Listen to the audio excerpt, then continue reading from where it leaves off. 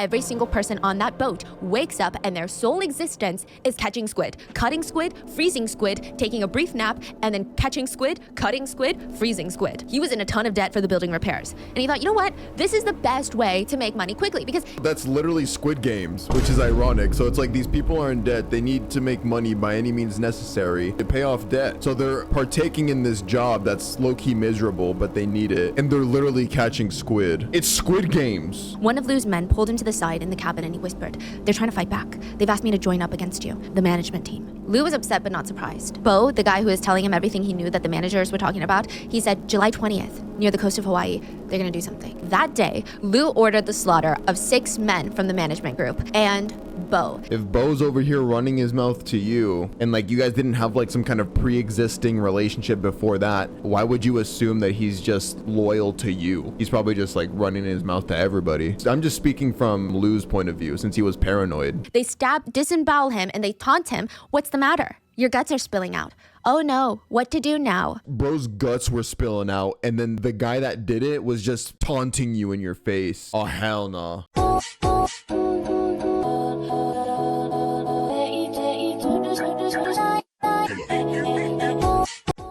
Hello, YouTube.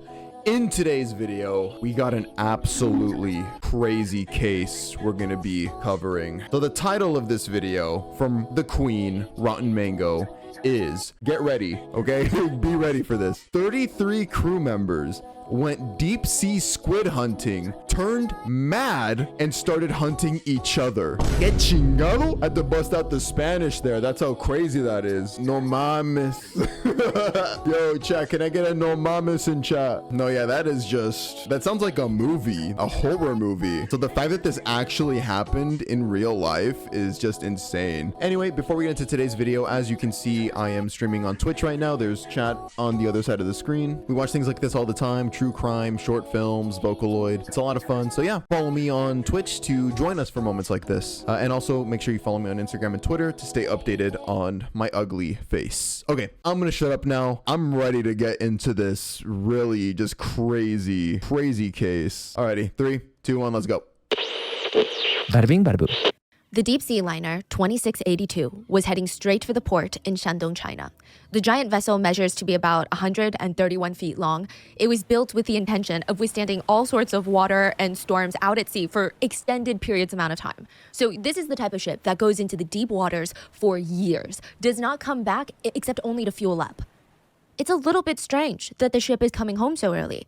The original plan for this vessel was a 2-year-long expedition, departing from China, going all the way to Peru, going around South America for a while, before finally, slowly, making its way through Japan and back to China in the Pacific Ocean. I don't think I could do any kind of trip like that. That is insane. To be on a ship, mind you, this isn't like a plane where it's like it's flying super fast. Just to be floating out there in the ocean that long, nah. Slowly making its way through Japan and back to China in the Pacific Ocean. The trip was supposed to last 2 years. Now, for some reason, the deep sea liner 2682 makes it all the way to Peru, and then abruptly they decide to turn around and come back home. 12 years. 8 months out at sea. Nobody knew the real reason on why they decided to come back so early. Just that something very bad must have happened on that boat. Wait, was it 12 years or 2 years? I swear to God, it said 12 years. And if that's the case, low key, I don't blame these people for going insane. I would go insane. On why they decided to come back so early. Just that something very bad must have happened on that boat. It was made pretty clear to anyone on the docks waiting that this was not a situation of everyone just being homesick. There was a major rainstorm the day that the ship was coming back, and everyone that was gathered by the docks, they had these flimsy little umbrellas that were basically flipping upside down, and they're getting drenched in rain, just waiting for this ship. There's this really strong sense of uneasiness. Anxiety. There were confused family members of passengers that were just standing around like, I don't know what's going on. Why are they coming home? There were men in suits who worked for the company that owned the ship. They're there confused. Almost a dozen police cars were also waiting for the ship's arrival. There are so many questions. Why would there need to be so many police officers showing up for a random boat coming home early? And it's frustrating because when you see a boat that big docking, you see the boat. You feel like it should be here any moment now. You feel like you can scream and talk to the people on the boat, but it actually takes about 1.5 to 2 Pause. Mandatory glazing session of Stephanie. She looks absolutely beautiful right here. It's giving very much Trixie Tang from Fairly Odd Parents. Dude, mandatory compliment to Stephanie, the queen. Should be here any moment now. You feel like you can scream and talk to the people on the boat, but it actually takes about 1.5 to 2 hours to dock a boat that size. Wow. So for 2 hours, the family members are just standing there, cold, wet, drenched, and confused. The second that the ship docks, family members are strictly prohibited from talking to their loved ones that they have not seen in 8 months. The passengers of this boat, they're brought out one by one, handcuffed. Their heads are shoved into separate police cars, and they're whisked away. People waiting at the port, they're trying to ask questions like, what the hell is going on? But the police just ignore them. They get into their squad cars and they drive off. Clearly, this is not a situation of there being a technical issue with the boat or somebody falling ill. It didn't look like some sort of innocent fuel shortage problem either. Just as quickly as the police escorts the passengers away, men in full hazmat suits and goggles, the whole 9 yards, they show up. Forensic teams board the ship and spray the entire vessel with luminol, which I'm sure you guys have seen in crime shows and movies. It's a chemical compound that you spray onto a surface. It detects blood. Even if someone tries to clean up said blood, it can detect blood that has been diluted 10,000 times. Wow. Once it comes in contact with blood, it starts... Mind you, the people of the family, like the family members of people that were on this boat are witnessing this. Like, just imagine that. Imagine like the boat that your mom was on, or that your brother was on, or that your dad was on, came back, and you see that. I would be scared shitless. Once it comes in contact with blood, it starts to glow this pale blue fluorescent color. The whole ship started to glow, like some sort of like badly edited Halloween haunted ship movie. There was so much, quote, cleaned up blood on the boat. It looked like someone had filled up water balloons with blood and just threw them at the walls of this ship, threw them on the beds, the deck, the cabins. Every square inch of that ship looked like there had been blood. Stairwells, communication rooms, kitchen, some of the beds were completely drenched in blood to the point where the mattress, it was spongy. But you really didn't need a forensic team to even tell you that something very bad happened on the boat. It's just a numbers game. When the ship embarked on its journey, December 27th, 2010, there were 33 passengers on the ship. 8 months later, the ship would arrive home early with only 11 people on the boat. 22 people did not make it back.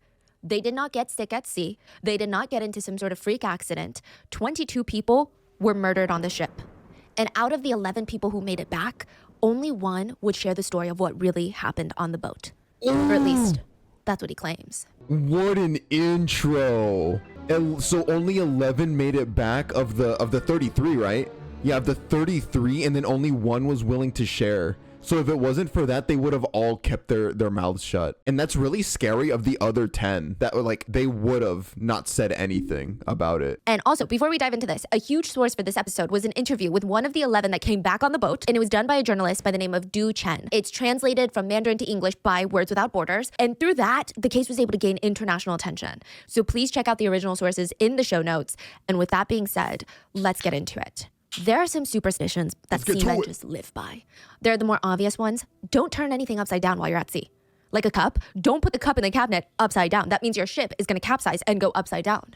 Don't whistle on a boat because you're whistling up a storm. Or even the superstition of don't bring bananas on board.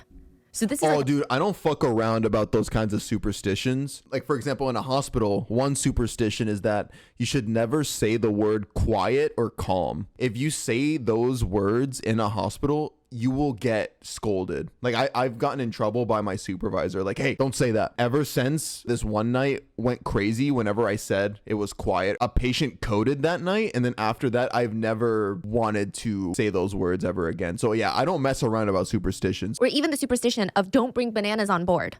So this is like an older legend, but allegedly back in the day, like in the 1700s, a lot of ships were lost at sea. When they were found later, everybody was dead and there were just rotten bananas everywhere. A lot of banana cargo ships went lost at sea. The theory being that these boats were trying to move too quickly to their destination to sell the bananas before they ripened and got rotten. So it's pretty fast considering bananas get overripe just like that. So they rushed. They hit a storm. They weren't being safe. So all of these things became things to be on the lookout for before your next cruise or before your next ship takes off. Whistling, bananas, things that are placed upside down. But what do you do about the things that just kind of feel weird, but you can't necessarily decide whether or not they should stop the entire trip? Before the deep sea liner Lu Rongyu 2682 set sail, something very weird happened. Okay, well, two strange things happened. The first being that one of the crew members had to quit unexpectedly because their mom was run over by a truck and she broke her arm. And everyone was like, okay, that's a little bit weird. Maybe it's a little bit of a bad omen, but she wasn't on the boat, right? So it should be fine. That was the first, maybe this isn't a good sign. The second one was, the ship was still at the dock preparing for the 2-year-long journey. They're bringing in all of the necessities. The crew are getting settled in their cabins. They're doing routine checks. Most of them are actually going to be sleeping on the boat for the next few days just to get it prepped for departure. And in the middle of the night, there are these feral screams coming out of one of the crew cabins. Murder! Murder! Murder! Someone's just screaming bloody murder, literally. It was Chef Yan, the man hired and paid to be on the ship to do all the cooking for the next 2 years. He's screaming, murder! Everyone starts briefly freaking out until they realize nobody was murdered. Maybe the man's dreaming. Maybe he had a nightmare. They tell him, hey, go back to bed. Nobody's getting killed. Everyone goes back to their rooms. They start doing their own things, sleeping, playing poker, laying in bed, staring at their phones. And at 1 a.m., he starts screaming, murder, murder, all over again. This time, the captain of the ship had enough. He drags the chef up to the deck and starts screaming at him, sit down and behave. The captain storms off, and Chef Yan just falls to the floor of the deck, and he just looks defeated. He looks embarrassed. He sits there for a solid few minutes in silence, and then out of nowhere, ever so calmly, he gets up, walks to the edge of the ship, and jumps into the water. What the hell? The ship is still very much in the harbor. Nobody was sure why Chef Yan decided to jump into the water rather than just walking off the ship.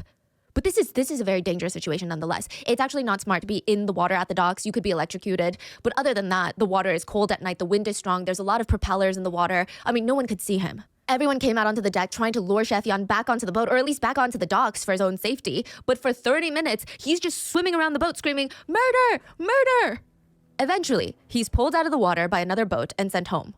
I mean, the whole thing was just so strange. So did he go?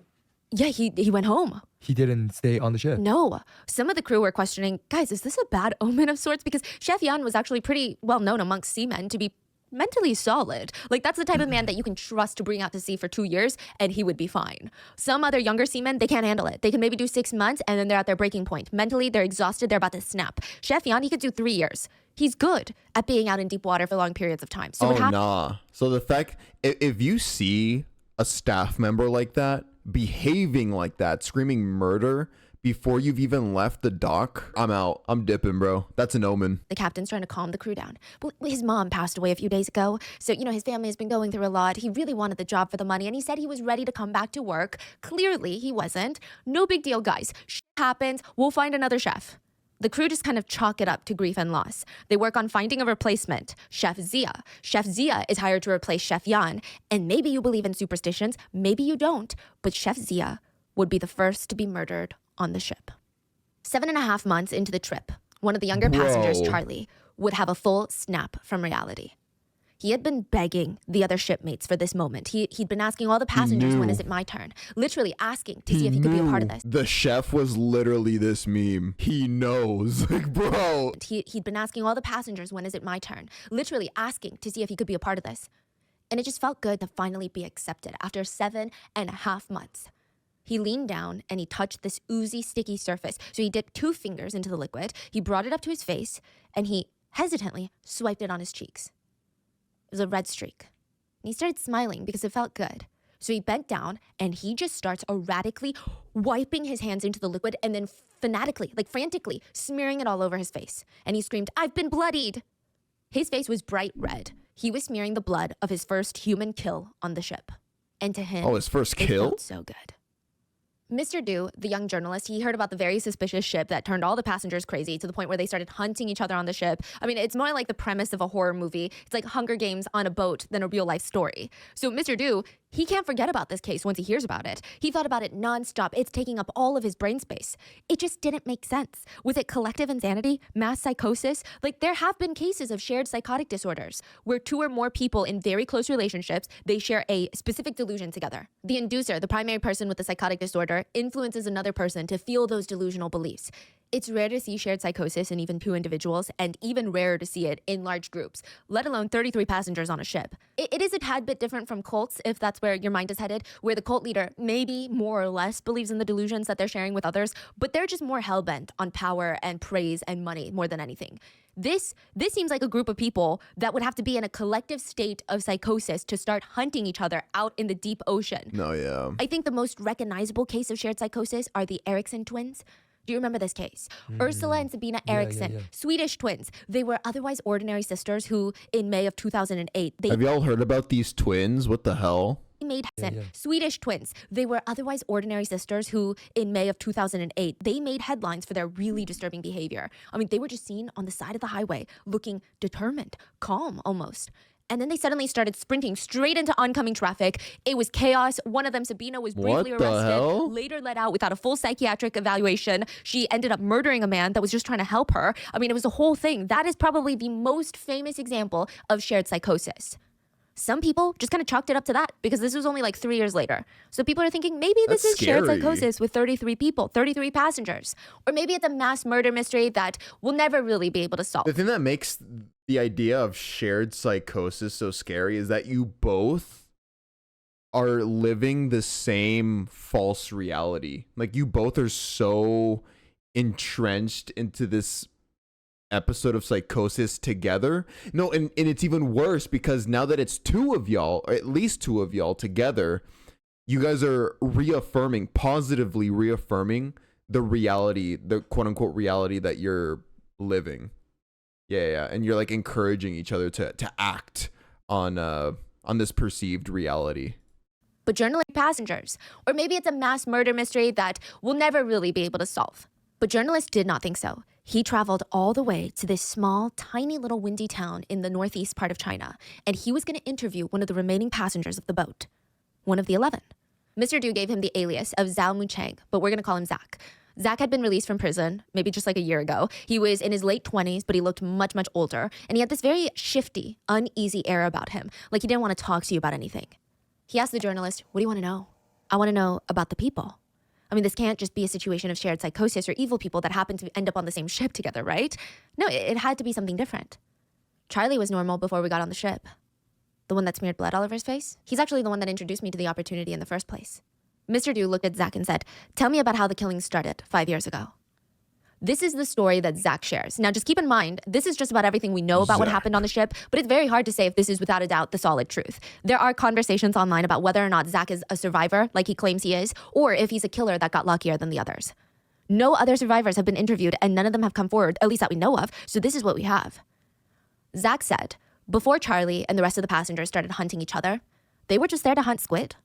Lu Rongyu 2682 was a squid ship. And I guess I never gave it much thought on how squid was caught. Bro, that looks like a dick.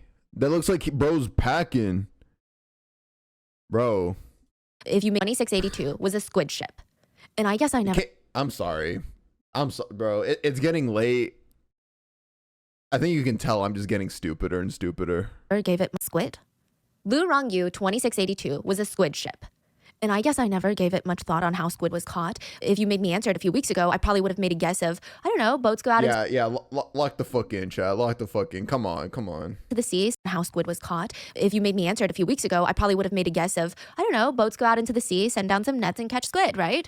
Squid fishing feels more like Squid Games. There's human trafficking, forced labor, runaway boats, and people thrown into the ocean, beaten, abused, injured, thrown overboard to their death to catch squid for a profit. It's actually basically a cartel. It's the Squid Cartel. It's terrifying. These squid fleets, boats, are sent out into the deep waters of the Pacific Ocean to catch squid. They will usually stay out there for a year or two. Every single day, every single person on that boat wakes up and their sole existence is catching squid, cutting squid, freezing squid, taking a brief nap, and then catching squid. Oh, dude, the way that these people murder squid is actually insane, though. Like, have you guys seen... And these are just the ones that are recorded and uploaded to TikTok. Like the brutal ways that people be killing them. Imagine how they kill these animals when nobody's watching, when they're out there in the ocean. Oh my God. Every single person on that boat wakes up and their sole existence is catching squid, cutting squid, freezing squid, taking a brief nap, and then catching squid, cutting squid, freezing squid. Most of the squid population, the colonies, they thrive in South America water. Now, most of the squid catching companies are Chinese. They're not South American companies. So the journey alone from China to the coast of South America, where most of the squid fishing is done, even that journey is rough. It takes 2 months. 2 months to get there. And it is not a smooth sailing experience. Like, this water is not known to be nice, kind, and forgiving. Then once you get into the open waters, you are just in the middle of the ocean for 1 to 2 years. There are storms that you have to weather. You can't see land in the horizon. You are that far into the ocean. You don't see an island even with binoculars. There's no... You couldn't pay me enough money ever. Like, any amount of money would not be enough for me to do that. To be out there in the ocean and not see any land. You're that far out there for 2 years?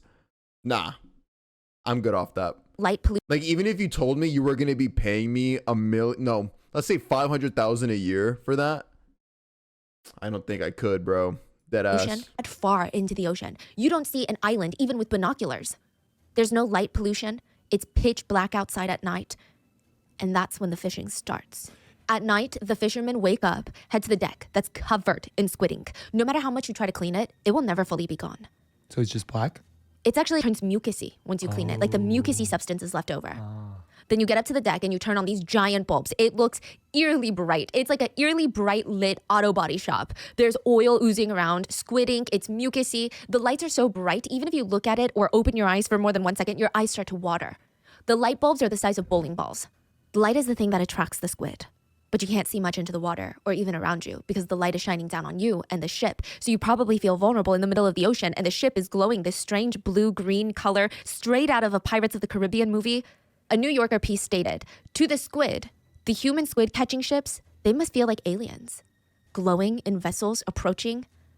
And then you just want to go see what the light is about. You just want to see why it's glowing and why it's floating. And so you'll go and you see a rope come down with some yummy food. So you bite onto it and suddenly you're being lifted up onto this new vessel that you've never seen in your entire squid existence life, only to be gutted and killed for more aliens to eat.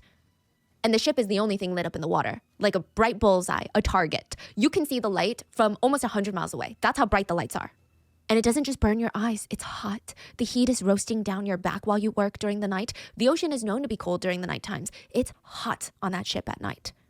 Squid fishing. Oh my God. Okay, I have to address it. Okay, yes, what you guys saw that I had ear cleaning ASMR. I like ASMR in general, okay? But the reason why I hid fried chicken person's comments is because that they were the ones spamming earlier.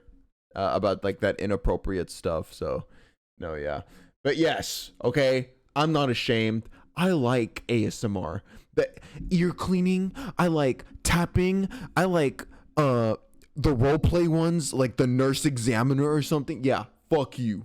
Okay, I'm proud. I'm a proud ASMR enjoyer. All right, anyway, it's not like right to be cold during the night times. It's hot on that ship at night. Squid fishing is not like regular fishing, where you throw in a line and you patiently wait for a tug. Each worker gets to operate 3 squid fishing machines. It's a terrifying mechanical-looking process. It's the type of process like a factory machine where you feel like if your sleeve of your shirt gets caught, you're gonna be out an arm. That's what it looks like. Each worker has 3 giant wheels that keep turning, and it's just bringing in more of this metal line. And every so often on this metal line, there's just squid on the hooks. It's artificial bait. It's not even real bait for squid. They come up, the hooks have sunk into the squid. It's all done by machine. The worker is there to unhook the squid. And sometimes if there's a really big squid caught, they have to tug on the line manually, really hard. Sometimes it takes multiple... Why does it always do that? If there's a really big squid caught, they have to tug on the line manually, really hard. Sometimes it takes multiple men to bring it out of the water. Some squid can get up to be 220 pounds. It's a physically demanding job that challenges... 220 pounds? That's almost heavier than y'all's mom. Because she's fat. As a worker, some squid can get up to be 220 pounds. It's a physically demanding job that challenges a worker's strength, stamina, not just physically, but also mentally and emotionally. Your skin never feels dry on those boats. Whether it's from the seawater during storms, or the boat never just fully dries, or the squid ink that's just covering every surface of this freaking boat, you've missed the feeling of dry skin. Your hands feel like sponges, which is probably not the best when you have to work with sharp objects to cut and gut the squid. But the wetness, that's probably the least of a squid fisher's complaints. You just want to get into a flow state where your hands are working, but your mind is on land. Your mind is not on this boat. Because if you're not, you're going to start getting frustrated with the sound of the squid. Did you know when squid get caught, they hiss? It's like, you know when you have a kettle that's on the stove and it starts hissing? Yeah. Squid hiss. They turn translucent and they start hissing at you. Squid fishers, they try to block out that sound as best as possible because imagine how many squid are just hissing. But it's not easy. And there's That's nothing actually scary. That's like a scary sight to imagine. That you can do to block out the stench. Deep sea squid have high levels of ammonia. The air on the ship smells like the world's most collectively worst smelling urinal stall ever. By the end of the night of squid fishing, the entire deck floor is overflowing with squid, shin deep. You can't even walk around the deck anymore. It's all squid, and they're all hissing at you, and they're all oozing squid ink. By the end of the shift, your skin smells like pee and squid, and your clothes, they can't even be washed. Most of these ships don't want to waste resources on the workers for their clothes, so the fishermen, what they do after a dirty shift is they tie up all their squid ink-covered clothes, toss it into the water, and it drags behind the boat for miles in the salt water. That's how they do laundry. But catching squid is only half the job. The same fishermen have to now... So for years, they're just out there smelling like shit, not being able to actually properly wash their clothes. Weigh, measure, wash, and laundry. But catching squid is only half the job. The same fishermen have to now weigh, measure, wash, and sort the squid into metal trays for freezing and bagging. First, you have to separate the squid into two groups. The squid that are under 9 pounds and the ones that weigh over 9 pounds. The ones below 9 pounds have to be cleaned and placed onto trays ready to be frozen. While the big squid, they have to be cut and separated into fins, trunks, heads. Then at the end of the workday, each worker has to bring around 50 trays of squid down into this massive freezer on the ship. Each tray is said to weigh about 33 pounds, so you have to go up and down this cramped stairwell 50 times with these trays. Every couple of weeks, a secondary boat will pull up to the main squid ship and take the frozen squid so that your freezer is empty for more squid.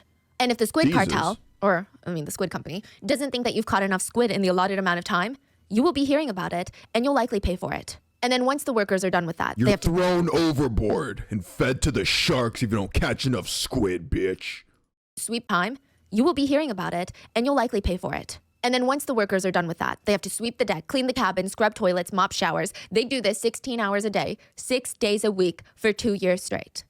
But that's when there's a moderate amount of squid. If the vessel predicts or feels that there's This would be me if I was the leader of that ship. You only caught 3 squid today.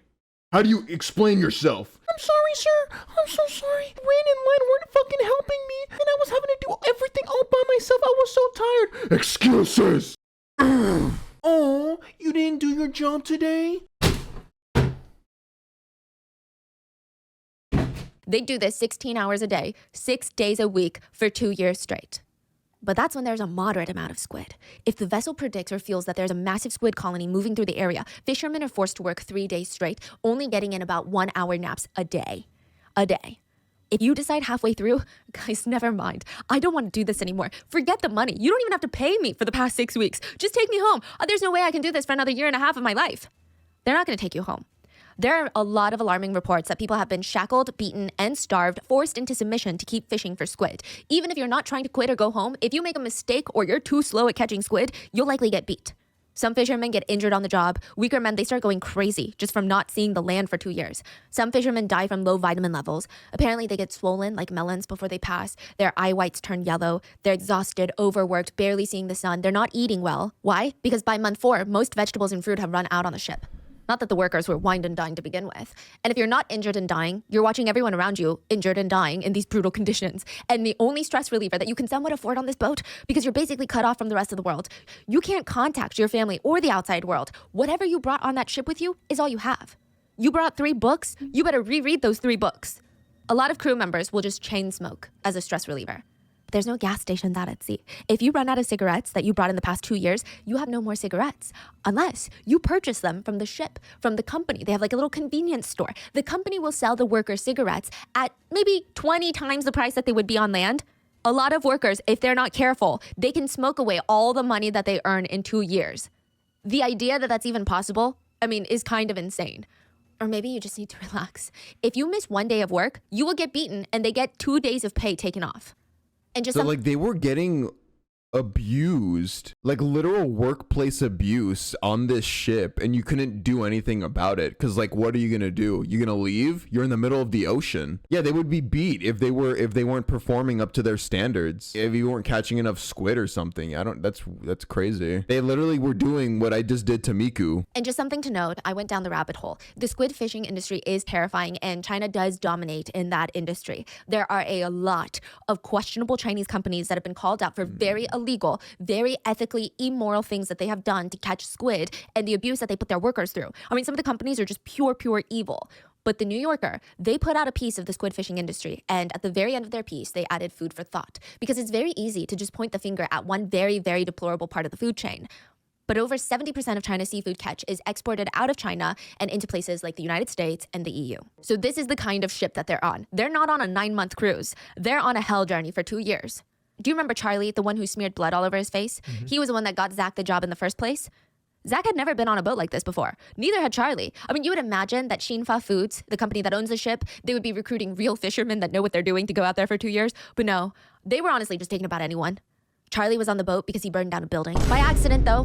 He worked for a bus company before this, and one night, Charlie got super drunk, started playing mahjong at a coworker's place. He's drinking. One thing leads to another. He burns the building down. Look, we don't know exactly how he burned the building down. It seems to be an accident, but not really, because he was drunk and being careless. The whole building caught on fire, and because he started the fire, he was in a ton of debt for the building repairs. And he thought, you know what? This is the best way to make money quickly, because even if I make money right now, here's the problem. I keep spending all my money. I keep going and spending it. Wow, so we really just had a bunch of monsters on this ship. Also, that's literally Squid Games, which is ironic. So it's like these people are in debt. They need to make money by any means necessary. So they're partaking in this job that's low-key miserable, but they need it. And they're literally catching squid. It's Squid Games. They need to make this money to pay off debt. This is the best way to make money quickly, because even if I make money right now, here's the problem. I keep spending all my money. I keep going and spending it on rent and going out to these restaurants and wanting to hang out with my friends. If I'm on this ship, how am I going to spend the money I'm working on? And I get free room, 3 meals a day. It's very little expenses. Zach describes Charlie as being Squid Games, but with real squids. The type of guy that was pretty excited about this whole experience. He wasn't moping around, dragging his feet, like complaining about, oh, I can't believe I have to do this because I'm in debt. I didn't even mean to set the place on fire. He was actually a happy-go-lucky kind of guy. I didn't mean to be an arsonist. Zach and Charlie knew each other from working at a restaurant together. A few summers back, they both worked at a barbecue restaurant. And I feel like this was a bad omen in and of itself. It was a very rainy summer. They worked at a barbecue restaurant outside. They made next to nothing working together. It seemed like these two friends, they just did not have the best luck when they were put together. So Charlie calls Zach, tells him this is the job of a lifetime. The fishing company is going to pay us 45,000 yuan a year. The average salary in China in 2010 was closer to 35,000 yuan. This is with a college degree, like an office job. So this is a big deal. They don't care about your education background. They don't care about your work experience. I mean, this is unheard of. Side note, 45,000 yuan is about $6,500 US dollars, so $6,500, which I know might not sound like a lot of money because of the conversion rates. But if you're in America, this would be like the equivalent scenario. Someone is offering you $95,000 a year compared to the national salary average of $74,000 a year. And that $74,000 is with people with college degrees. They're getting corporate jobs. Yeah. So $94,000 for someone who didn't even graduate high school, that's crazy. Yeah. I mean, I think that helps put into perspective, right, how desperate they were for this type of money. And not only do you get that 45,000 yuan, you get a bonus when the job is complete and you land back on land. Zach's liking the idea of it. He's like, I have a girlfriend that I really love. And what would be y'all's price to take a job like that? To be out in the middle of the ocean for 2 years in shitty work conditions, being treated terribly. Like, what's y'all's price? Know that I'm not earning and Zach's liking the idea of it. He's like, I have a girlfriend that I really love, and I know that I'm not earning enough to satisfy her and marry her. Like, her family's never gonna let it happen. So this would be my sacrifice. Go on this ship for 2 years. When I get back, she's gonna be my wife. And hopefully he wouldn't spend too much money on the ship because, I mean, living expenses would be very low and he wouldn't even have time to go out and drink and hang out with friends. Company gives you 3 meals a day. This is perfect. Side note, every crew member, this is kind of important later, you get a weight limit of luggage and supplies that you can bring. So you do get 3 meals a day, you get a bunk bed, but shampoo, conditioner, all of these things you need to bring for either 2 years or you can buy them at the store on the ship, but the store is very expensive. It's kind of giving like real life Squid Game. Yes, like you have to weigh all of your... Dude, I always know what they're gonna say in these Rotten Mango videos. I say it before they do. It's, bro, the Squid Games reference. We're just locked in. It's not even just me and Stephanie that are locked. It's me and her husband that are locked in. Stuff, but shampoo, conditioner, all of these things you need to bring for either 2 years or you can buy them at the store on the ship, but the store is very expensive. It's kind of giving like real life Squid Game. Yes, like you have to weigh all of your stuff and then, Yeah. you know, it's just really bizarre. Some people would use it to bring beer. Some people would use that weight to bring cigarettes, water bottles, soft drinks, instant noodles. Again, you can technically buy all of these on the ship, but it's going to be very, very expensive. On the boat, a carton of cigarettes costs about $26 US. Back at home, yeah, cheap cigarettes in China can go for as low as a few dollars for a full carton. The markup is unhinged. Some of the workers had plans to make even more money though, because they took out a loan. There was a guy named Lou who did this. He took out a loan, bought a ton of cigarettes, enough to stack them up from the bottom bunk to the ceiling, and the plan was to sell them later to the other workers for half the markup of the ship. So instead of $25 a carton, he was going to sell them for $15 a carton. He would still be making like $12 a carton profit. They would never get to do that though, because 22 people would be murdered. December 27th, 2010, Bruh. the first day on open water, everyone is gagging. She said that so Hurling breakfast, lunch, casually. and dinner over the side of the boat. I mean, just looking at the cup noodles that they stockpiled in their rooms, they want to gag, they want to throw up. Because the fishing company just wanted to recruit anyone that they could get. Most of the men on the boat had never been on a boat. The seasickness was something that they could not handle. They would rush to the toilet, they would rush up to the deck to just throw up. They would come back looking frail, gray, green, and their hands would just be on their temples trying to massage the nausea away. This is very interesting, but the minute that you can't see land anymore, a lot of people report feeling uneasy and it makes them feel even more seasick. It's just interesting. They say that they feel a little bit lost, like there's a lump of anxiety in their stomach when they can't see land. So they're dealing with that. They're regurgitating every solid food that they've consumed in the past 48 hours. And side note about this is very shady, but a lot of the guys that were on the boat, there were 33 people on the boat, all men, very fascinating to note. Most of them don't even have a marine license, which means that they're not legally allowed to fish at sea and they're considered illegal laborers. The company said, it's fine, it's fine. That doesn't sound like very gender equality. Let's get some women in there. Women in chat. We need some volunteers. Come on the ship, bro. Do this all the time. They're not legally allowed to We gotta be even. We gotta be equal. fish at sea. Side note about this is very shady, but a lot of the guys that were on the boat, there were 33 people on the boat, all men, very fascinating to note. Most of them don't even have a marine license, which means that they're not legally allowed to fish at sea and they're considered illegal laborers. The company said, it's fine, it's fine. We do this all the time. Everything will be fine. We just have to smuggle you onto the main ship. So on the main ship, only the crew with certificates and licenses were allowed to be on board. Customs and immigration would let them through, do a check of the boat, and then 10 minutes later, a little speedboat would pull up with all of the other workers, all 18 of them that did not have their licenses. How do you get on? They just like throw down a little rope. Oh, Everyone knew that this was illegal. it just happens. Yeah, it just happens. The company told the men, well, if we don't do it this way and you have to get your license, then that's money out of our pocket, which means less money for you because, you know, we got to make our profits too. So that doesn't make sense. Do you want more money in your pocket or do you want a marine license? The workers were like, I want more money in my pocket. The seasickness would last for about 16 days. From there, it was smooth sailing. The first 2 months of this trip, it was like a cruise more than anything. Everyone's getting over the seasickness. You wake up, walk up to the deck. You don't have work to do. The squid aren't there. You're just moving. You're trying to get to South America. You see open water for as far as you can see. And it's this incredible feeling of almost like you're conquering something. You just feel free. Then you'd chit-chat with some of the other crew, play chess, read books, but the best was gambling. As long as they had a deck of cards, poker every day, all day. The ship was like a mini casino, and everyone would slowly let their guards down, and they're getting to know each other.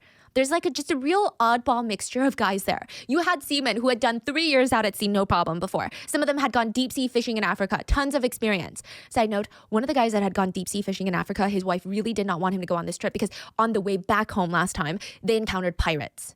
It was terrifying. He could have died. So since then, she was like, I just want you to be in a radius near the land because usually when you can see land, it's hard for there to be pirates of any nation, you know? So please don't go.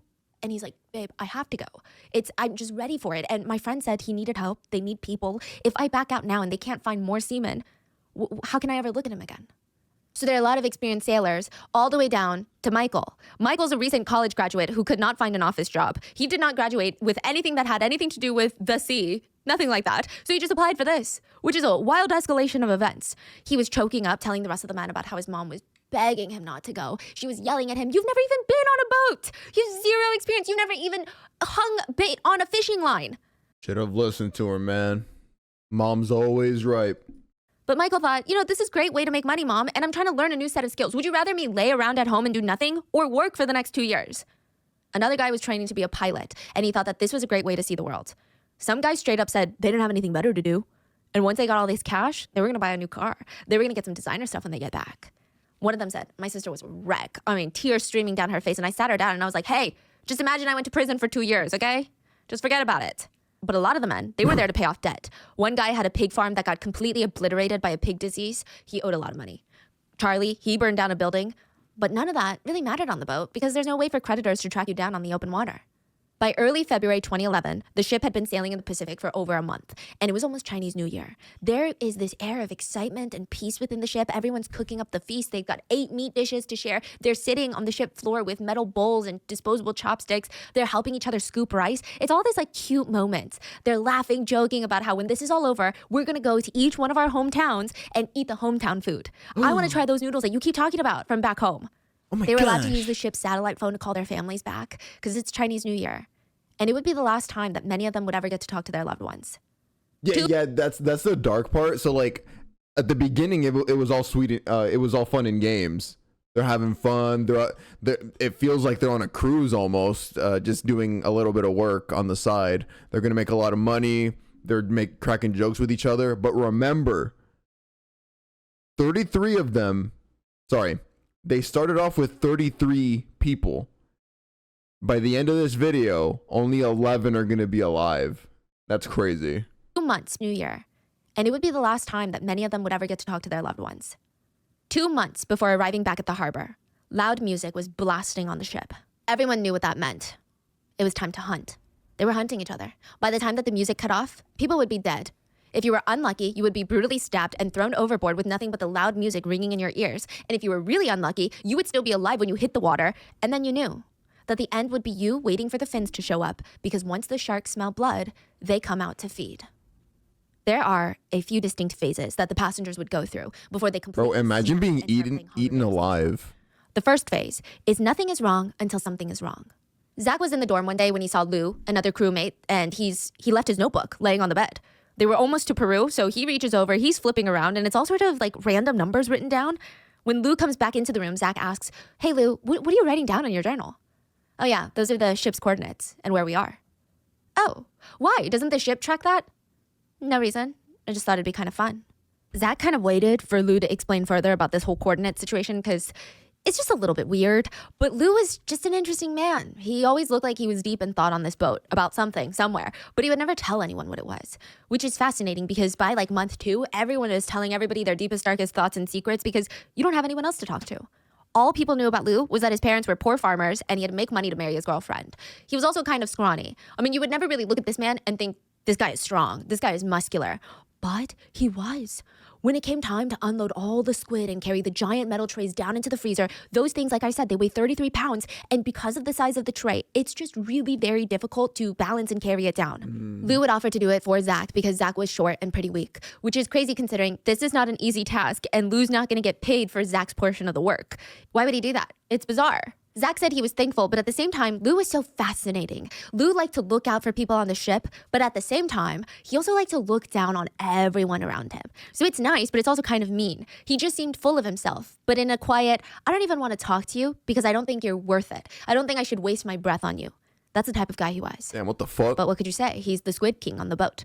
There was The 1 month Squid where he caught King. 7 tons of squid, which is about 14,000 pounds. That's about the weight The of an Squid elephant King. in squid. Or imagine 2.5 SUVs parked in front of you, but instead of SUVs, it's just giant piles of squid.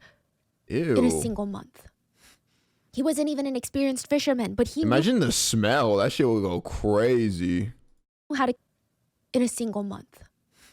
He wasn't even an experienced fisherman, but he knew how to catch squid. And he made it a point to help everyone around him. Like, there was this sense of teamwork with him around. It was really tough. It was really bad. But everybody was there for the same reason, and it just felt nice to be working towards something. Until 2 of the workers got sick. It was pretty bad. They couldn't even get up from their beds. There was no doctor on board, limited medications. I mean, nobody knew what was wrong with them. And even then, they were in some really unsanitary conditions. So it's even harder for their immune systems to work overtime to help them recover. One of the guys that fell sick was Lou's best friend, Little Minion. He was the youngest on the entire ship, 19-year-old Jin. He was so sick, he was laying in bed asking Lou, can you call the company? Just request me be taken off this ship. They don't have to pay me for the past, Little ass baby on that ship. God damn, 19. 4 months of work. I don't care. I just need to go home and see a doctor. It's that bad. I don't even need any of the money. Jin's parents were from Beijing, and they had a bit of money. They had a house, they had a car, which is a pretty big deal in Beijing. The only reason Jin ever came was because he liked Lu, and he wanted to be a sailor. That's it. He was in it for the ride. The company rejected his request to go home to see a doctor. I mean, if you want to go home, then the shit have to go all the way back. Well, they can request that a smaller boat come and get you, and you can pay for that, pay for your fare back. Okay. But not only that, the captain of the boat, Captain Lee, instead of helping the workers, he called the company like a little snitch and made sure to stop their payments for a month while they recovered. The two sick people. The two sick men were really upset about this. I mean, I think everybody on the ship was, because they had all been working so hard. There was a sense of teamwork established, and now it's confirmed. If you get sick from working your hardest, nothing you did matters, because the company will stop paying you. They won't even appreciate that you exhausted yourself and that's why you got sick. Even the captain isn't on your side rooting for you. And this just planted a tiny little seed in everybody's minds. The captain in this company, they're not on our team. And then one comment did it in. Everybody was sitting around eating when one of the workers looked pensive. Everyone's like, what's wrong? Nothing, I just, well, it's probably nothing. What is it? We were supposed to depart on December 28th. But do you guys remember how we left a day early on December 27th? Which means technically our contract doesn't make sense because our contract is December 28th to December 28th, 2012. But what if there's some sort of like legal loophole? Because technically we started working December 27th. What if that means our contract isn't really valid and it doesn't mean anything because we didn't start work on that day? Does that mean they can get away with not paying us? I mean, I'm sure that's dumb, right? It's a big company. There's no way. That doesn't make sense, right? Yeah. The workers glance around and the seeds start sprouting roots. A few of them are whispering in the dorms that night, and they decide the next day that they would just ask the captain to clarify a few things in their contract. No big deal, you know? They sit the captain down and ask about the specifics, and if they're still going to get paid the 45,000 yuan. Well, you were. Wait, so what next, exactly? Wait. I want does that to mean? let me. I want to rehear the details of the contract. Which means technically nothing. I just well, it's probably nothing. What is it? We were supposed to depart on December 28th. But do you guys remember how we left a day early on December 27th? Which means technically our contract doesn't make sense because our contract is December 28th to December 28th, 2012. But what if there's some sort of like legal loophole? Because technically we started working December 27th. What if that means our contract isn't really valid and it Ooh, those sneaky CEOs trying to scam these people out of money. So if they worded the contract in a way that was like strictly, okay, we will pay you if you started work from the 28th, August 28th to, whatever, 28th of whatever. Wait, did she say August? No, my bad. December 28th to whatever, to December 28th for a year. And so if you started working a day before or a day after, the contract is void. Yeah, 6-7. sort of like legal thing because we didn't start work on that day. Does that mean they can get away with not paying us? I mean, I'm sure that's dumb, right? It's a big company. There's no way. That doesn't make sense, right? Yeah. The workers glance around and the seeds start sprouting roots. A few of them are whispering in the dorms that night, and they decide the next day that they would just ask the captain to clarify a few things in their contract. No big deal, you know? Hey, Freaky Rosie, thank you so much for the gifted sub. I appreciate it. They decide the next day that they would just ask the captain to clarify a few things in their contract. No big deal, you know? They sit the captain down and ask about the specifics, and if they're still going to get paid the 45,000 yuan. Well, you were going to get paid 45,000 yuan if you didn't catch any squid. What? Yeah, if you caught no squid, you would be guaranteed 45,000 yuan a year. But if you catch squid, you don't get the guaranteed pay. You get the base pay plus commission. What? Well, how much is the base pay? 1,000 yuan a month. So you're only making 12,000 yuan a year when you're promised 45,000 yuan, and you're just going to hope that you catch enough squid individually to make the rest in commission? So Oh my god, the contract is brutal. How much even would that be? So 12,000 CNY to USD. That would only be $1,600 essentially. $1,700, let's say. Yeah, $1,700 for a year if you actually did catch any squid. Bro, what? to put that in perspective, and you're just going to hope that you catch enough squid individually to make the rest in commission? So to put that in perspective, think about how devastating this is. These men came out into the ship in the middle of nowhere without their loved ones to work 16 hours a day in some of the most brutal conditions imaginable, and their base pay a month would be guaranteed to be 140 USD a month. So this is like a scam contract. Yeah. Wow. The men were distraught, but the captain reassured them, well, you have the commission structure. And so you're out in the middle of nowhere. What are you going to do? Like, you realize you're working for a scam, and you would want to quit on the spot, but you just can't. Like, where are you going to go? technically you can make 45,000 yuan a year. He explained the commission structure, and it only made things worse. Everyone found out that even if they worked as hard as Liu and caught 30 tons of squid in 3 months, which is the size of a shipping container per person, or the weight of a fire truck or a yacht in squid, if they caught that much squid every 3 months for the next 2 years, they would make 3,400 yuan a month, or about 488 USD a month. If they did not even lift a finger, if they never caught a squid, they would have made 523 USD a month. A lot of things are wrong with this. I mean, finding this out was not great for morale. Your boss is like, I'm going to pay you $1,000 a month for doing nothing, for just existing. But if you work your ass off to the point of killing your body, mental state, I'm going to pay you less than that. But additionally, most people weren't even catching as much as Liu. They were going to be making a lot less than what they thought they were going into this for. When Liu got word of this pay structure, he sat there and started doing all the mental calculations. There was no way out. He screwed himself because he had gotten a loan for all those cigarettes. Technically, he should be the best off because he's the one catching most of the squid. But that loan, he took it from the fishing company to buy cigarettes. He did the math. Even if he worked as hard as he did for the past 3 months for the next 2 years, he would barely make enough to cover the loan he took out for the cigarettes. Worse than that, worst case scenario, if the squid fishing gets slower, he might have to perform hard labor for 2 years and still owe the fishing company money. Oh, this is like straight up those Squid Game. Oh my gosh. So for a while, everyone just sat there soaking it in. A lot of the guys never hired attorneys to look over their contracts. First, they didn't have the funds to, but second, they just assumed there was no way that such a big company would screw them over like that. Since that day, nobody's mind was on fishing anymore. They were all pulling each other off to the side, whispering about something, planning something. There's a saying in China, it's very straightforward. If it's cheap, it's not going to be good quality. If it's good quality, it's not going to be cheap. So when the crew found out that they're making peanuts like next to nothing, they're going to stop trying. Other squid fishing boats nearby would complete their catch at around 8 to 9 a.m., but 2682 would finish at around 2 p.m. Nobody was really trying anymore. Some of the workers would straight up disappear from the deck. They'd be found sleeping in their cabins. Even Liu, his mind is not on fishing. A few of the workers tried to talk to the captain and say, please, just let us go home then. Not a single one of us want to be here anymore. We're 17,000 miles away from home. I'm not wasting all this fuel spending months taking you back home because you don't know how to read a damn contract before signing it. Besides, you don't have a license. No boat, including myself, is going to be willing to smuggle you 18 back in through the borders. So remember, that is so messed up. Like, actual nightmare scenario. 18 of them did not have licenses. You have to work whether you like it or not. Let this be a lesson to read contracts better next time. Wow. And that is when they entered the next phase of madness. They just went shit out of luck, bro. Sorry. Get good. If they're not with you, they're against you. And from the get-go, there were 4 groups of friends. There were also a lot of relatives on board, which makes this whole thing even more insane that 22 people get murdered. But out of the 4 groups of friends, there were the Dalians. Dalian is a part of China on the eastern coast. It's actually very close to North Korea. Now, the Dalian group was led by Captain Li, the captain of the boat. There were about 10 people in his inner circle, and most of them were professional sailors, and they were part of the management team on the ship. So none of them really did any of the actual squid fishing. They are there to make sure the ship stayed afloat for 2 years. The chef was included in this group. I mean, they were the closest to the company. In terms of hierarchy, they're at the top, with Captain Li sitting on a throne. Then you had the Mongolians, led by Bao Di. Now, they were really able to keep to themselves a lot because most of them spoke Mongolian, and none of the rest could understand them. There were only like 4 or 5 of them. Then you had the Northeast group, which was run by Liu. They only had about 5 people in the group. One of them was Mongolian, the other one was Dalian, but they felt more allegiance to Liu rather than their hometowns or like the province that they were from. And the other 12, they were the neutral group. And immediately after Captain Li refuses to take the ship back home, the leader of the Northeast group, Liu, and the leader of the Mongolian group, Bao Di, they start talking.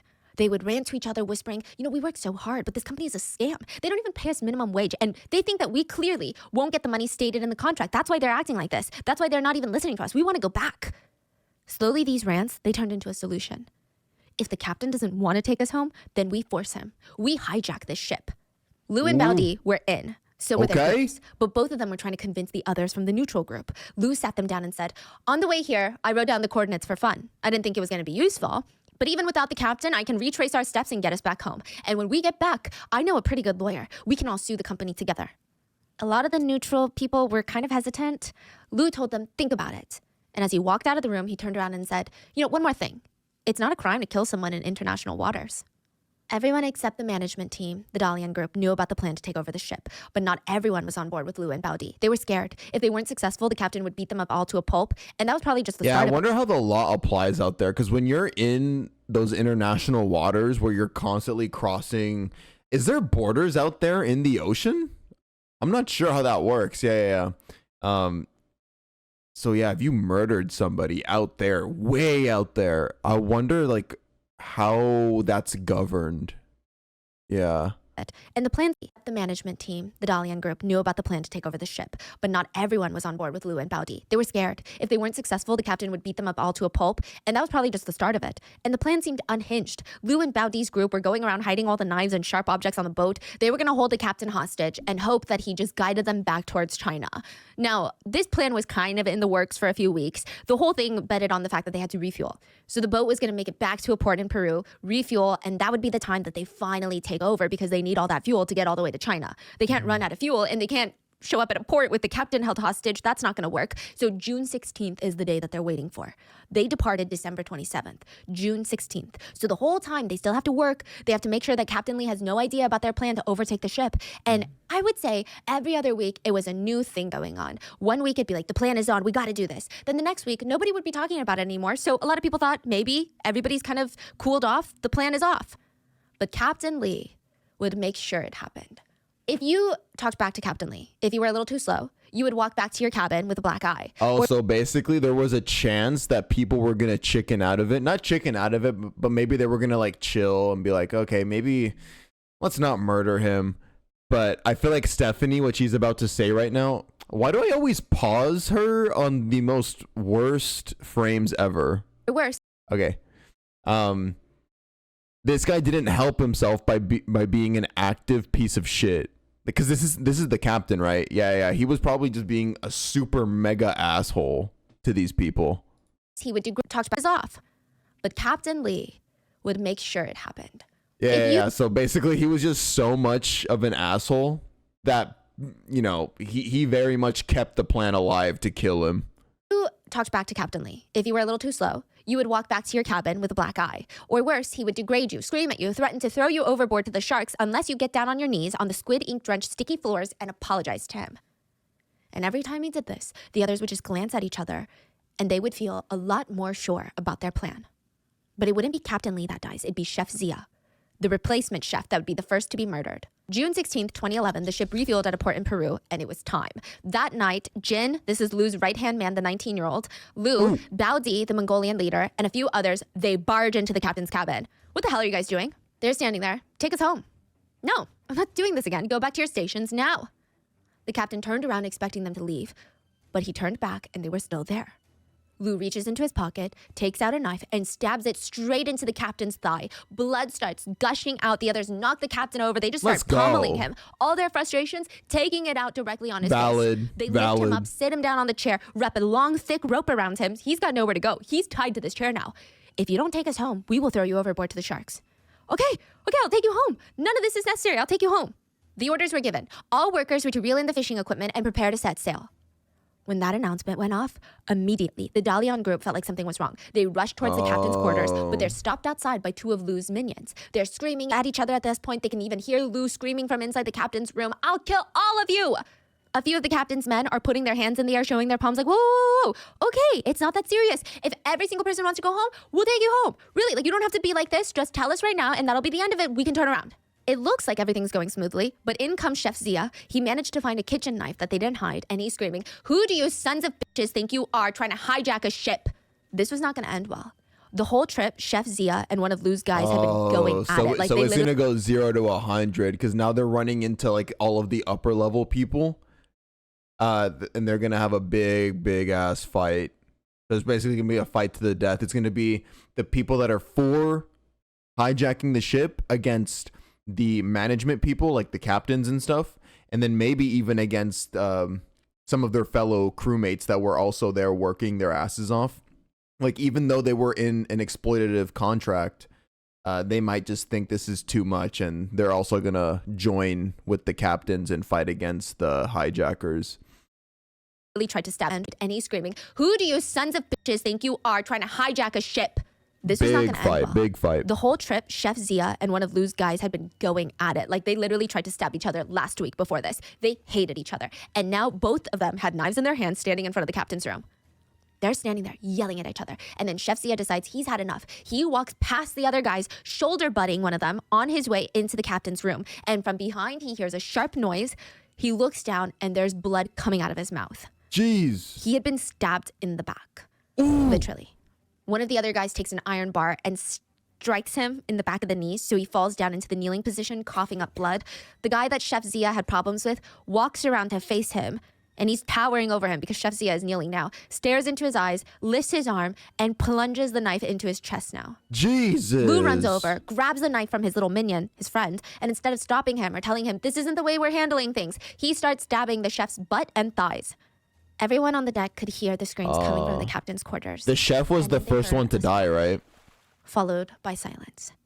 They would find out later that Chef Zia was still alive after all the stabbings. Lu ordered his men to pick him up and throw him overboard for the sharks. Zach was down in the deck area when this happened. That's sad, kinda. I mean, wait, the chef didn't really do much bad, right? Or was he... Oh, it was his beef with somebody else. It was like personal beef. But yeah, so the stabbings didn't kill him. He was thrown overboard and basically fed to the sharks. Goddamn. Happened and pick him up and throw him overboard for the sharks.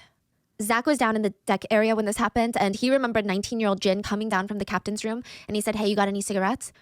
He sounded so normal. Zach was so scared, he quietly passed him one, and Jin's hand was shaking when he took it from Zach. Yeah, he didn't really deserve that. He just said, Chef Zia's dead. Everything changed that night on that ship. Zach was called up to Lu's group by the man who stabbed Chef Zia, the guy that hated Chef Zia. Zach's taking as long as he can because who knows, is he getting stabbed next? I mean, he didn't have problems with anyone on this boat, but like, these people are unhinged. He goes there slowly. Lance, the guy who killed Chef Zia, puts his arm around him. Zach, why don't you go and get some sleep? We like breakfast early. You're gonna be our next chef. Okay, sir. So his name is Lance. Yeah. First killer. First killer. Lance led him to the stairway and pushed him forward. There was blood everywhere from Chef Zia's death. Zach wasn't wearing shoes. He was barefoot. He looked back and Lance was like, come on, go on. He stepped into the blood, and when he got to his cabin, he calmly wiped his feet, took off his rain gear, and he laid down in his bed, and he said he could not fall asleep the entire night. He was so scared for his life. He just lay there thinking, what the hell is going to happen next here? Actually, nobody on that ship really slept that night. They were so scared. Bao Di, the leader of the Mongolian group, he tried to ease the tension, and he said, if we're down a crew, we're down a crew. It's fine. When we get back, we'll say that he fell into the sea or was dragged down by a fish. These things happen at sea all the time. Jesus. It's not a big deal. That did not help anyone. Though, low key, if you do something like that out in the ocean, again, way out there, and you can get everybody to corroborate your story, you're getting away with it. There's no fucking security cameras out there. Like, there's nothing. It's just, so yeah, if you could actually get away with a lot of stuff out there if everybody is on your side. Nobody got sleep. The next day, the ship was sailing back towards China. Captain Lee was kept under close watch, and the rest of the management Dalian group were scared to do anything against the orders. They were just doing as they were told. Everyone felt like they had to watch their backs. Like, they could not turn their back on anyone. They always had to be alert, always listening, and they still had 50 days to go on this ship to get back to China. It was clear that the new captains were Lu and Bao Di. They took turns on duty. They watched the captain. They made sure that the boat was headed towards back home. They patrolled the deck with knives and sticks. Zach focused on cooking. The cargo still had fresh vegetables, so he tried his best to cook the yummiest food because who knows, maybe you get off for not even cooking good food. Who even knows anymore? And eventually, slowly, everyone starts getting relaxed again, playing cards, smoking around each other, drinking. Well, everybody but Lu. Something was happening with Lu, up there in his mind. Lu did not like hearing the whispers. If he felt like you were whispering with someone, he would sneak up on you so quietly you wouldn't even know that he's standing inches away from your head. And then he would loudly ask, what are you talking about? Oh, he was developing paranoia. Nothing. Sometimes he would scream from afar, you guys over there, what are you gathering and speaking so softly about? Are you afraid someone might hear you? He felt like he was going crazy. He knew that people were whispering about him. They were trying to kill him. He could feel it.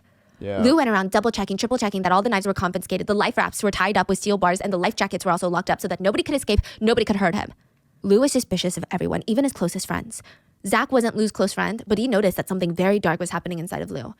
He was convinced the management team were going to kill him and take credit for saving the ship and crew from the hijackers. He thought they're going to go to the company and say, look what I did. Look how I stopped the hijackers. Pay me extra money. The others tried to calm Lu down. They wouldn't do that. That would just be so dumb. You know, I think at this point, all of us, we just want to go home safely and put this behind us.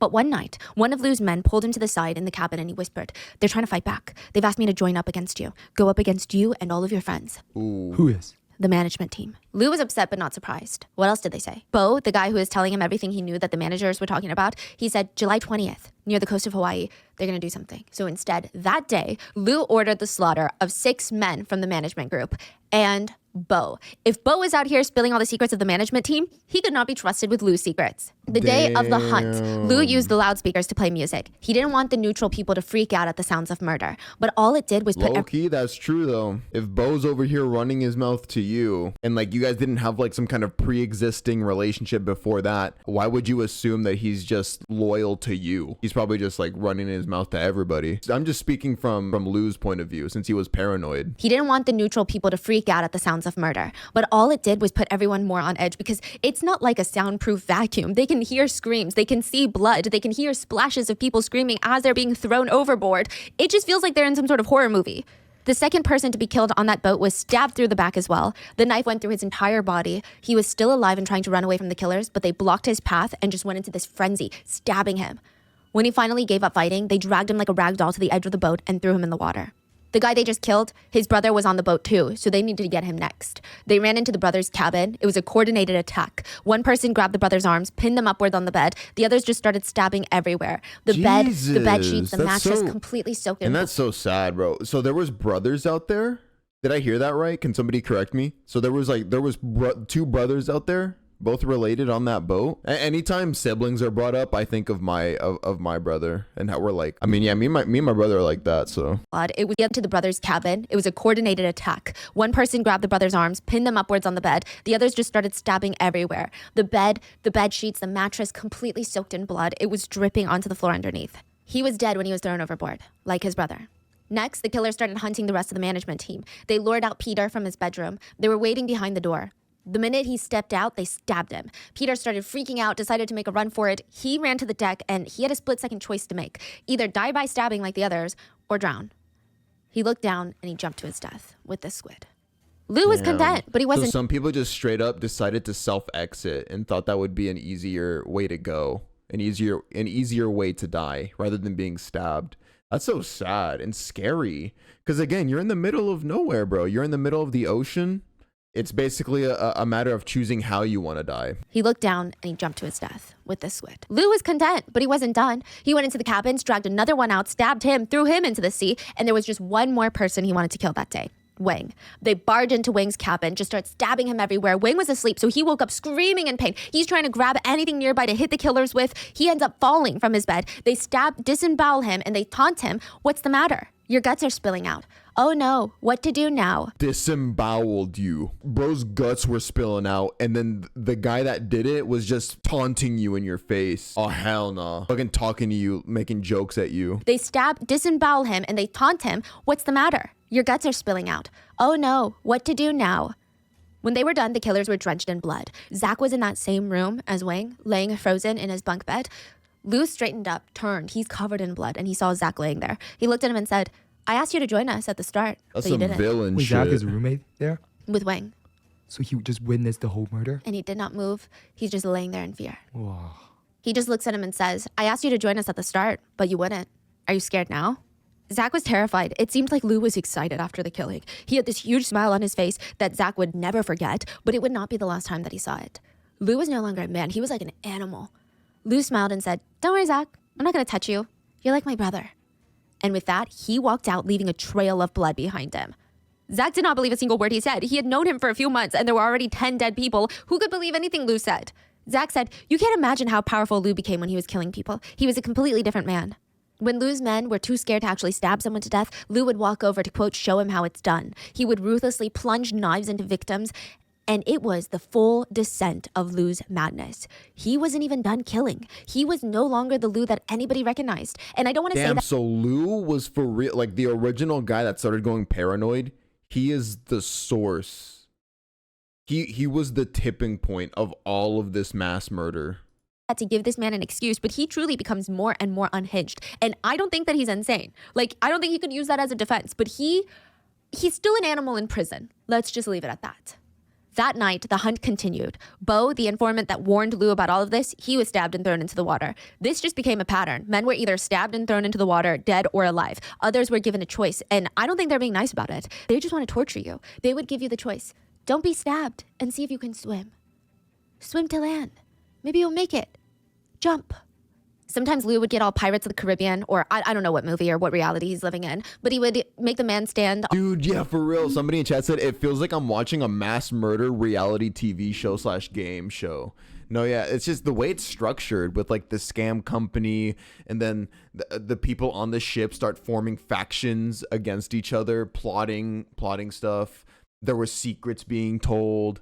Somebody then became the leader of the murder group. Yeah, it's just, it literally does read like a reality TV show. On the up. Swim to land. Maybe you'll make it. Jump.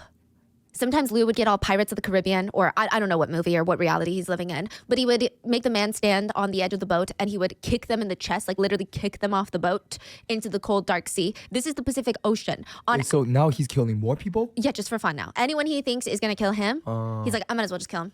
I don't even know. Maybe they're my friend, but if I feel like they looked at me a little weird, I might as well just kill them. This is the Pacific Ocean. Hearing Stephanie say it like that with her face.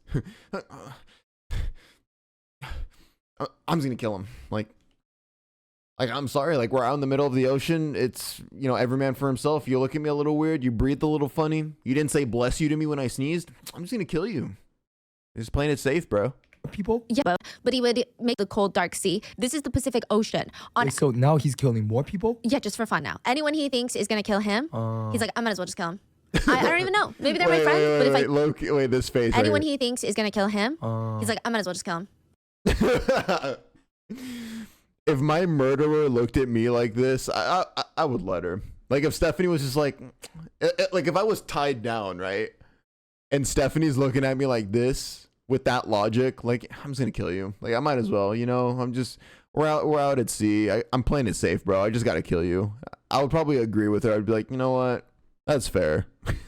I don't even know. Maybe they're my friend, but if I feel like they looked at me a little weird, I might as well just kill them.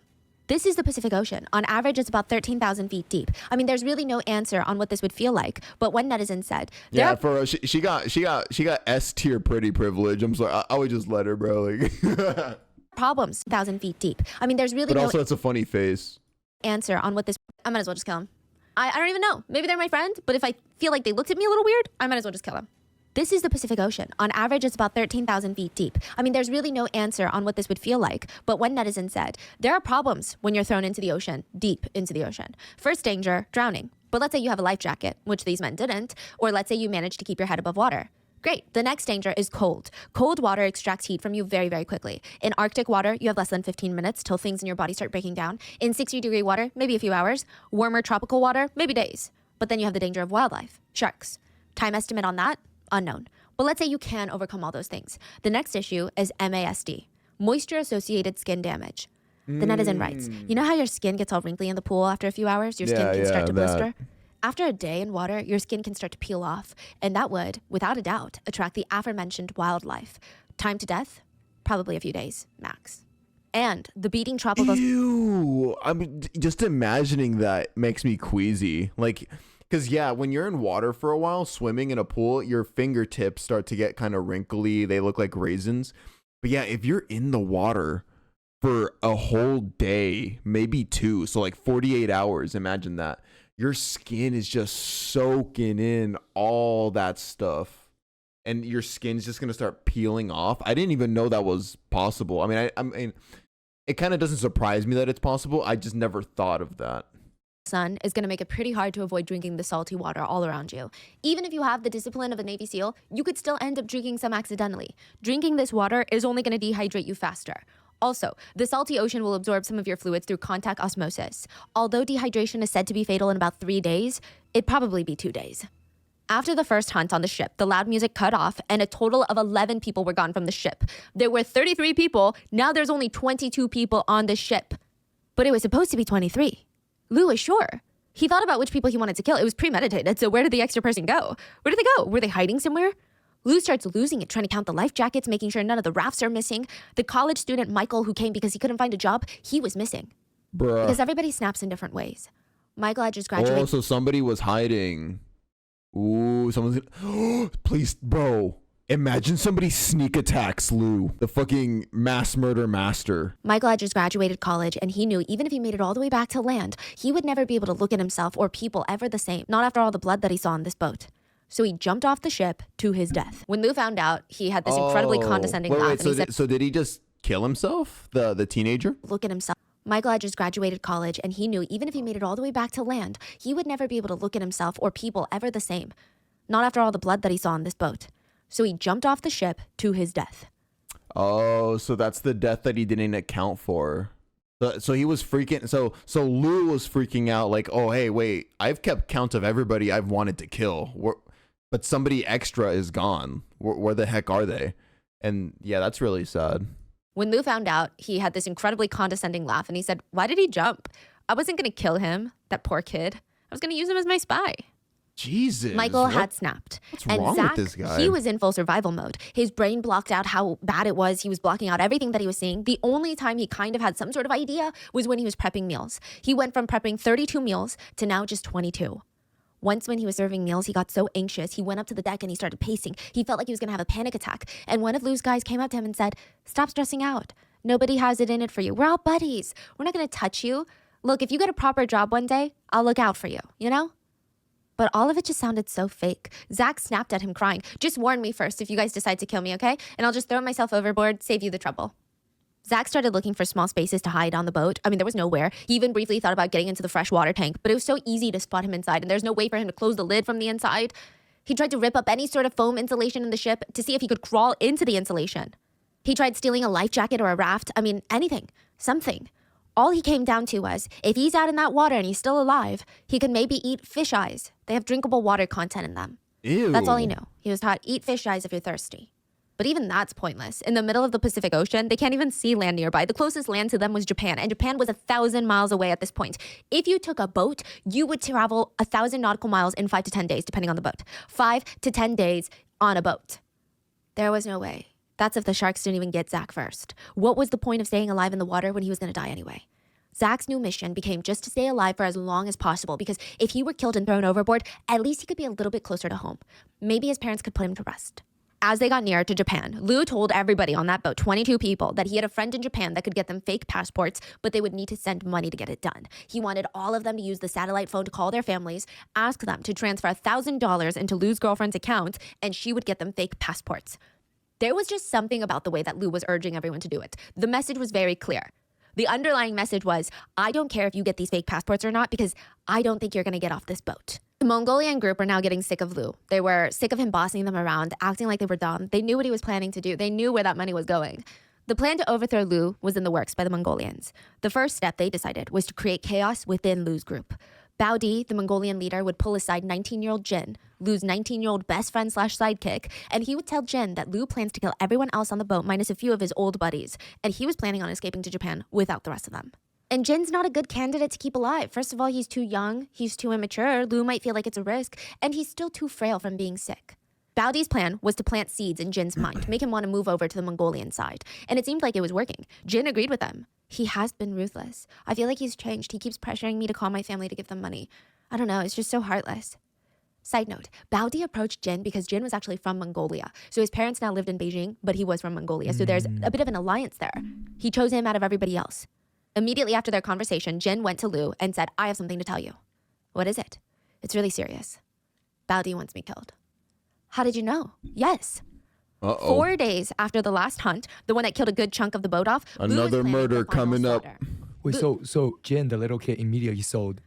Okay. The Mongolians out to Lou, yeah. Wow. Lou pulled up a chair in front of the captain, who was still being held hostage, by the way. He sat in front of him, elbows on his knees, and he said, I've got 7 or 8 men's blood on my hand. And if the rest of you want to live, you'll have to get blood on your hands too, including you, Captain. Your best friend, Officer Wang, is dead. Dude, it really is like a game show or like a reality TV show. Jesus. Stabbed him over and over and over again. I mean, I thought the guy was possessed. I didn't know where he had the energy. Not when it came to squid fishing, that's for sure. The captain was locked in the control room during the hunt, and there was loud music playing, so he had no idea who killed who. He just knew that some of his best friends on that boat were dead. He knew there was blood Like everywhere, all of and these the little first crew were gone. intrapersonal And as he was communications. telling him, it was Baudi who killed your best friend. Captain Lee starts getting worked up at the realization that Bao Di killed his best friend, and Lu tells him there's a way to get revenge. Kill Bao Di. Kill him, and we'll let you live too. Lu's favorite thing on this boat was having his friends kill people. He called it getting their hands dirty. If they don't have dirty hands, they would have no incentive to not turn them in when they get to land. He needed everybody to be bonded by blood and murder. He told Captain Lee if he got his hands dirty, he would let him live. Captain Lee agreed. But there was another boy on that boat that really wanted to help. Charlie. Charlie is Zach's friend who introduced him to this squid fishing, squid games torture. Charlie really wanted to be accepted by Lu. He practically showed up at Lu's cabin door on a daily basis, begging him, being like, if you ever need anything, I'm here for you. Like, don't you ever worry. If you ever need anything at all, if you need someone to kill someone, I'm here for you. I can help you. Some argued that Charlie did everything he could to survive. Others argued the guy is just bloodthirsty. I guess it's up for you to decide. But Lu decided to use Captain Lee and Charlie, who had been somewhat neutral since all of this, and he would use the two of them to lure Bao Di, onto the deck. That night, Bao Di came onto the deck alone. Charlie snuck up behind him, stabbed him in the back. Captain Lee came up in front of him, pretended to catch him from his fall, and then stabbed him through the chest. Bro, Together, the captain and Charlie... all of these deaths, it's not just a lot of murder. It's a lot of violent murder. Like, these aren't pleasant ways to go. Like, they're all super, I mean, they sound super painful. Like, Jesus Christ. Took out their knives and plunged again and again, in the front and back in unison on the boat. Bao Di broke free. He was getting tag teamed with knives in the front and the back. Oh my God. Stumbled to stabbed him through the chest.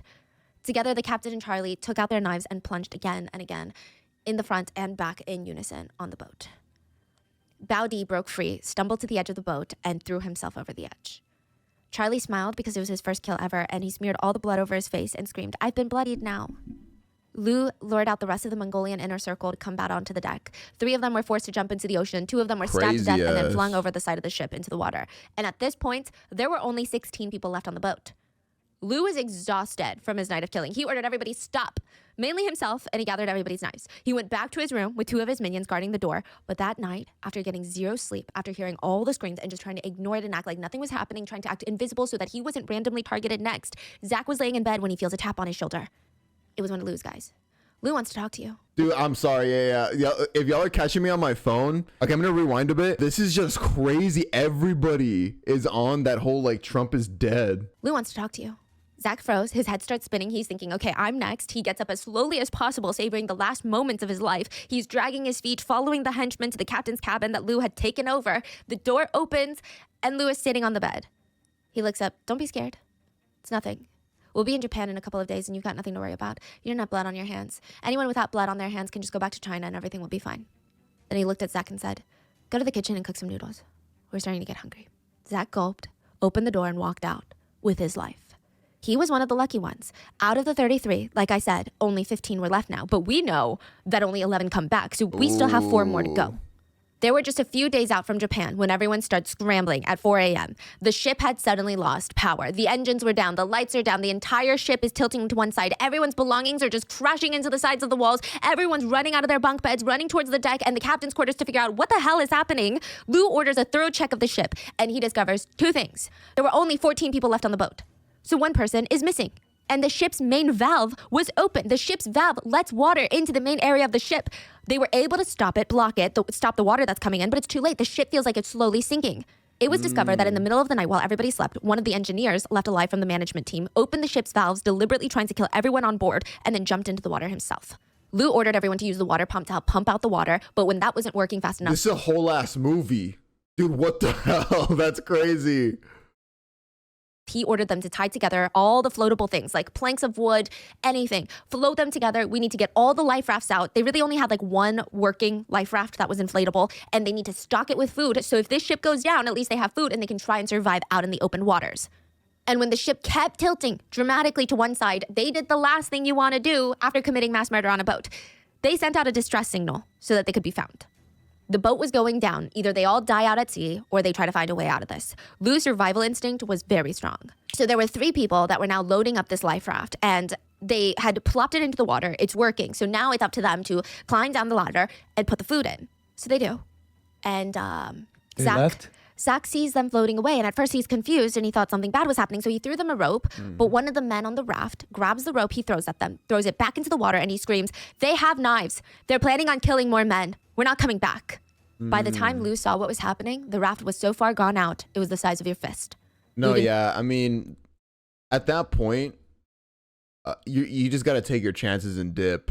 Because you could literally be minding your own business. Like me, for example, everywhere that I go, I try not to cause trouble. I don't talk. I don't want to get anybody in trouble. But on that kind of scenario, in that kind of situation, on that kind of boat, you're screwed regardless. Like, you could be the quietest motherfucker and people could know without a doubt that you're not out here spreading stuff. You're not plotting on anybody. You are still on the chopping block. Like, you are probably still gonna die. Yeah. Not scream, and he screams, "They have knives. They're planning on killing more men. We're not coming back." By the time Lou saw what was happening, the raft was so far gone out, it was the size of your fist. Lou did not scream or curse like everyone expected him to. He just stared into the water. He slowly sat down on the deck. Everyone got quiet. The boat is sinking. The raft is gone. The distress signals were sent out, but who knows if people are ever coming? And even if they did, they were going to die for their crimes.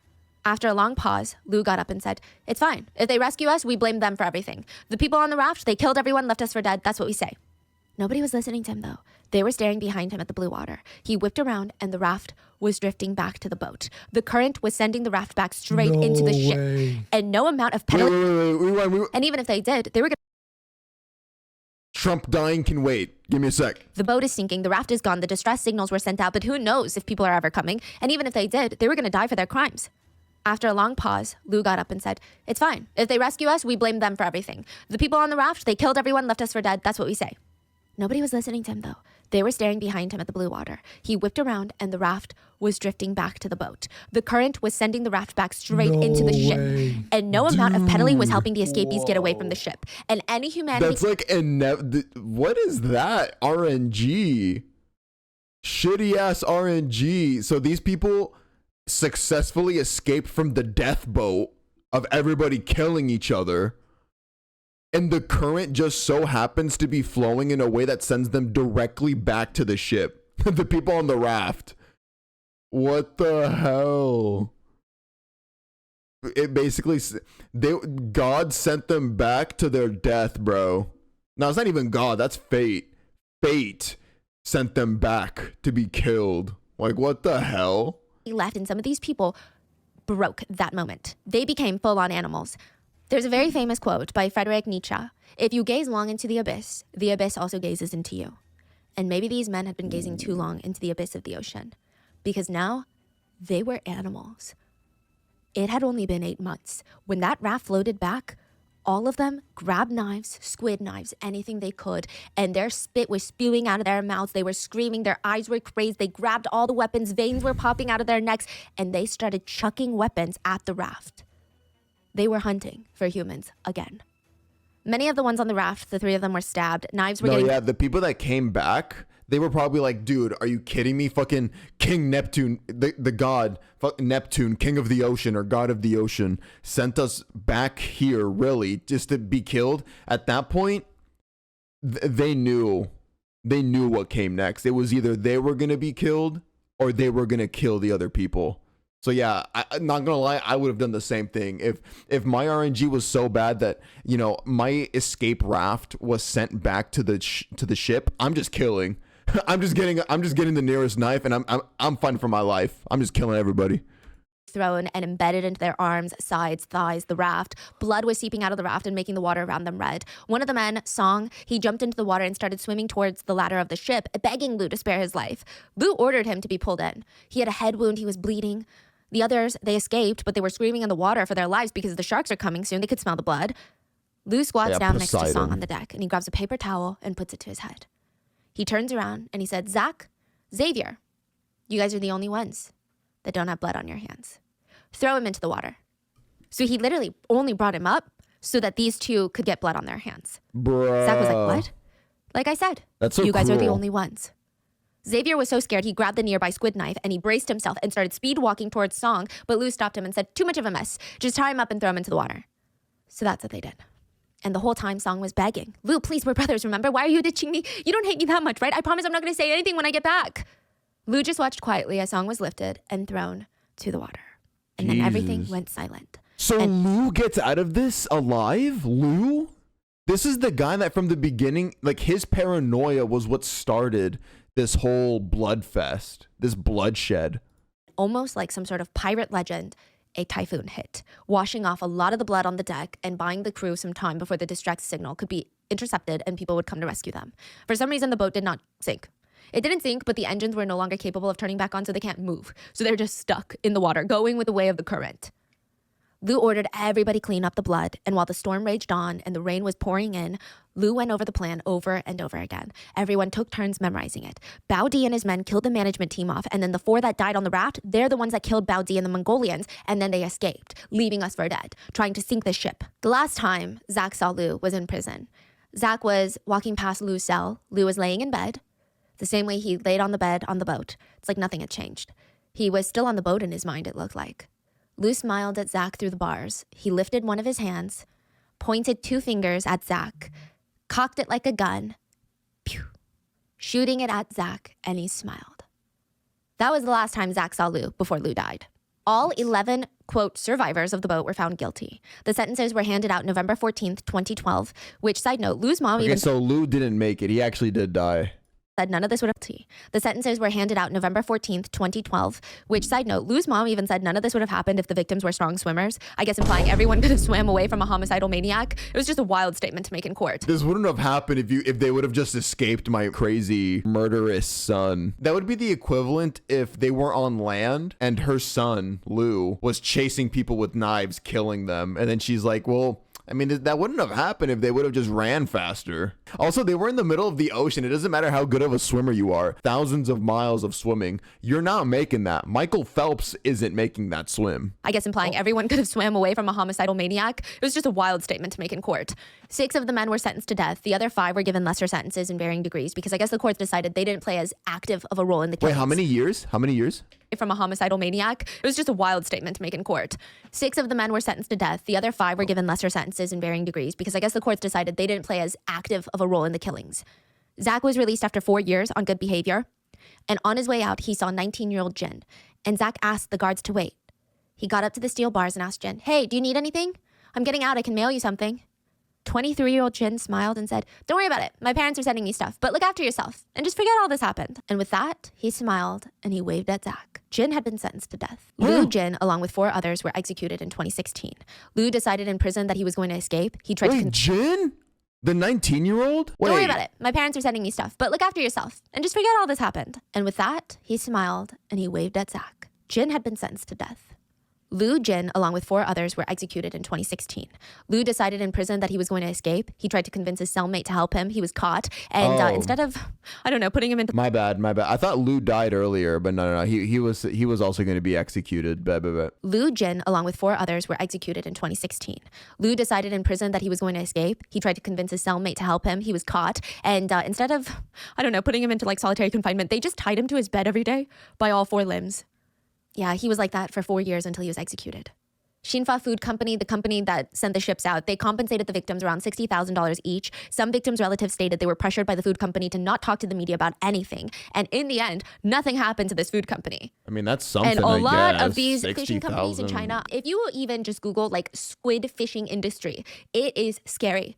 There have been bodies that have been washed ashore, notes in water bottles filled with rice that have been washed ashore, random people from Southeast Asia that have been recruited to work on these ships, they would be just dumped on the ports, like literally about to die.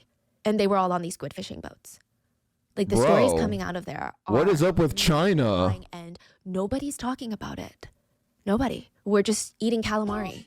Because I guess it's not something, it wasn't even on my radar, you know? It was never something that comes up on TikTok or is on the news of like, you guys will never guess what happened. It just kind of gets buried with everything else going on. But it's something I would look into if you guys are into stuff like that or just curious, intrigued, want to do something. Zach is now back in his hometown taking care of his mom. His girlfriend, the whole reason he went on this fishing trip for, she ended up moving away. And Zach knows that he could technically go looking for her and explain to her what happened and try to win her over, the love of his life, but he can't. He says he feels embarrassed even at the idea of seeing her again. because he's just a village boy and she's in Shanghai now. But that's it for today's video. Let me know in the comments, what are your thoughts on this case? First of all, like, just to end off this video, the one thing I do want to touch on is just like that whole industry does sound very scary. Like, I've seen documentaries on American run ocean operations like that, like, because we also have our people here that do stuff like that. Although I don't think it's for squid. I think usually what we do over here is for crabs or for lobsters and stuff like that. And I've never heard horror stories like that. But China, that whole industry of squid catching. I mean, yeah, China doesn't have the same worker protection laws that we do here in the United States. So I do really feel bad for the people that were on this ship. That doesn't excuse them murdering each other like maniacs. And I blame Lou for that, because that motherfucker was the one that started the domino effect. But I can't say that I don't understand why they succumbed to going crazy, to craziness, I guess. Yeah. I mean, being out there for that long in the middle of nowhere, in the ocean of all places, I wouldn't do that, what just happened, killing people, but I would definitely suffer mentally. I guess something we can all take away from this video: don't join a Chinese squid catching company. Wonderful lesson learned. Thank you so much for watching, YouTube, and I will see you guys in the next video. Peace.